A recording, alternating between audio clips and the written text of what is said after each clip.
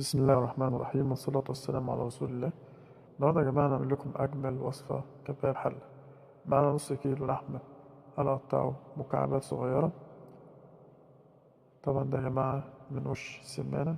معانا كمان نص كيلو بصل عبارة عن 4 بصلات كبار هنقطعهم جوانح.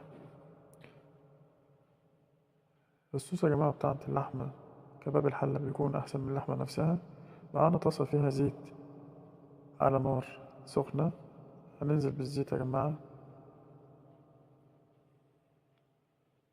وهنيجي نازلين بالبصل بتاعنا علشان نحمره تحميرة حلوة خالص ونشوفه من الزيت يا جماعة بحيث إن يبقى ناشف. هنبدأ نقلب في البصل بتاعنا كويس جدا. ياريت يا جماعة نصلي على النبي في التعليقات وتدوسوا لايك وشير يا جماعة للقناة لأصحابكم وحبايبكم علشان عايزين نكبر ونعمل عيلة كبيرة على اليوتيوب بفضل دعمكم لينا. وياريت يا جماعة كلنا ندعي لإخواتنا في فلسطين بالنصر بإذن الله تعالى. ده يا جماعة كان شكل البصل بتاعنا بعد ما حمرناه كويس. هنبدأ نصفيه من الزيت كويس عشان مش عايزين فيه أي دهون أو أي زيت خالص. هنرفع البصل بتاعنا من الزيت. هنكون مجهزين يا جماعة مناديل مطبخ علشان الزيت بتاعنا ينشف خالص. الوصفة دي يا جماعة جميلة جدا وياريت كلكم تجربوها وتكتبونا في التعليقات رأيكم ايه، وإن شاء الله بإذن الله انتظرونا في الفيديوهات الجاية. هنعمل لكم سلسلة وصفات شتوية جميلة. ده يا جماعة شكل البصل بتاعنا. ودلوقتي هنكون مجهزين معانا خلاط، هننزل بالبصل في الخلاط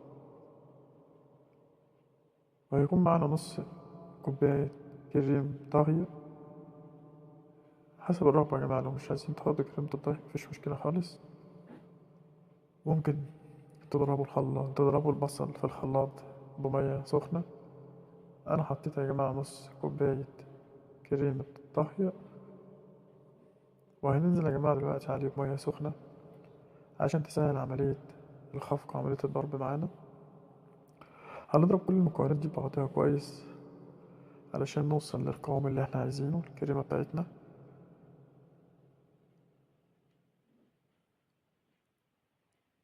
هنضرب يا جماعة كويس كده.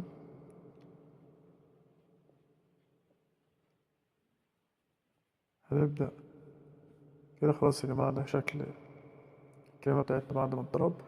معانا حلة فيها معلقتين زبدة.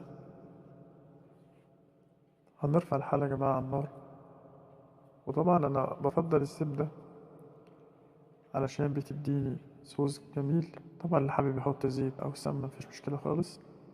هنبدأ نقلب الزبدة بتاعتنا كويس جدا لحد ما تتحمر. طبعا مجهزين اللحمة بتاعتنا نص كيلو لحمة مقطعينه قطع صغيرة مكعبات. قطعة اللحمة دي يا جماعة من وش السمانة. كده خلاص الزبدة بتاعتنا بدأت إنها تحمر.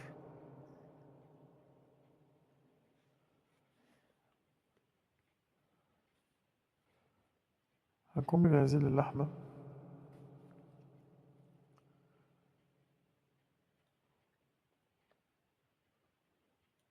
ودلوقتي يا جماعة هننزل باللحمة بتاعتنا في الزبدة ونديها تشويحة حلوة لحد ما تاخد اللون الجميل الأحمر معانا. هنبدأ نقلب كويس كده يا جماعة. كل اللي نحطه يا جماعة هي بهارات فلفل أسمر وملح وبابريكا، مش أكتر من كده. طبعا اللحمة بصراحة يا جماعة ريحتها بدأت تطلع. هنبدأ نقلب اللحمة كويس. طبعا اللي نازل ده يا جماعة مش دهون ولا حاجة، دي مية نازلة من اللحمة.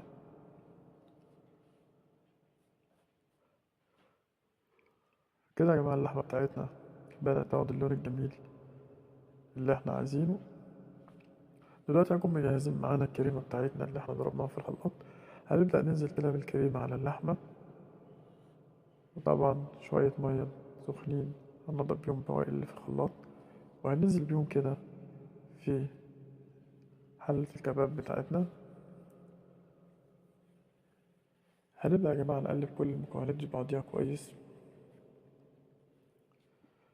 وهنوطي النار بتاعتنا ونسيب اللحمة تستوي براحتها خالص. كده بنقلب كل المكونات مع بعضها، ونوطي يا جماعة النار ونسيب اللحمة تستوي براحتها. وده يا جماعة كان شكل اللحمة بتاعتنا.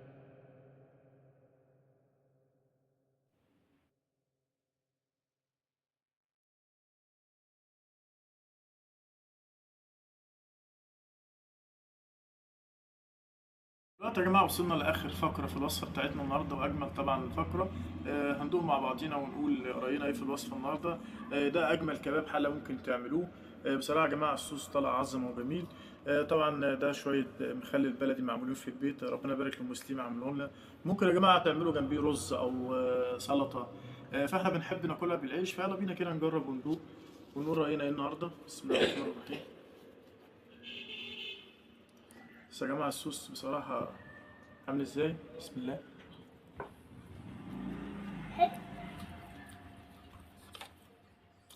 بصراحة يا جماعة حاجة جميلة جدا.